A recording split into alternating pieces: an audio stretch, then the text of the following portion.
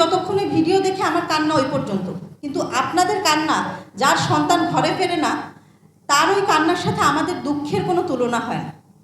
একটা কবিতার কিছু লাইন, তোমরা হয়তো যাইবা ভুলে সে খুনি হাসিনার ইতিহাস, সেই মায়ের রাখবো মনে যে ছুঁইছে পোলার লাশ।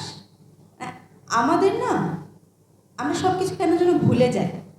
আজকে যখন এই ডকুমেন্টারিটা দেখছিলাম, ওই যে আনাসের মা বলছিল না যে আমার সন্তানের বুকে গুলি লাগছে, কিন্তু গুলিটা লাগছে আমার সন্তানের বুকে, ছিদ্র হয়েছে আমার কলিজা।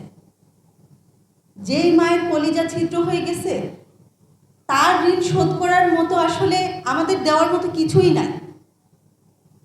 আমরা এই যে দাঁড়িয়ে আছি, এই যে এটা একটা বোনাস লাইফ আমাদের জন্য, একটা এক্সট্রা একটা জীবন আমরা পার করছি। কারণ আমার গুলিটা খেয়েছে এই যে আপনারা যারা বসে আছেন, আপনাদের সন্তানরা ওই আমার ভাগের যে গুলিটা, আন্দোলনের সময় গুলিটা আমি খাইনি, আপনাদের সন্তানরা খাইছে।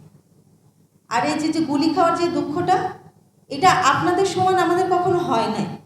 মানে আপনাদের সন্তান হারিয়েছে, আমি আমার বাপ মার কোলে সুস্থভাবে ফিরে গেছি, আমার গায়ে একটা আঘাতের চিহ্ন নেই।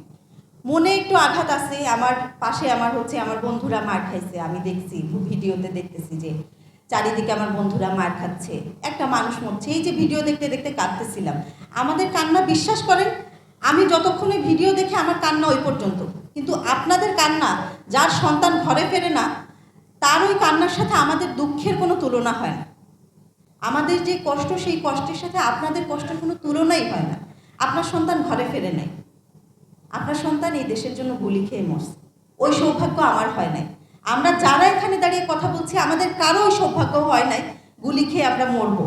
ওই যন্ত্রণাটা না, আপনাদের যতবার আমি স্টেজে বক্তব্য দিতে উঠলে আমার কখনো গলা কাঁপে না। কারো সামনে দাঁড়িয়ে আমি 1-1.5 ঘন্টাও কথা বলতে পারি স্টেজে দাঁড়ায়। আমাকে যারা চেনে তারা খুব ভালোভাবে জানে এটা। কিন্তু আমি কথা বলতে পারি না একটা জায়গায়, সেটা হচ্ছে আপনাদের সামনে দাঁড়ায়।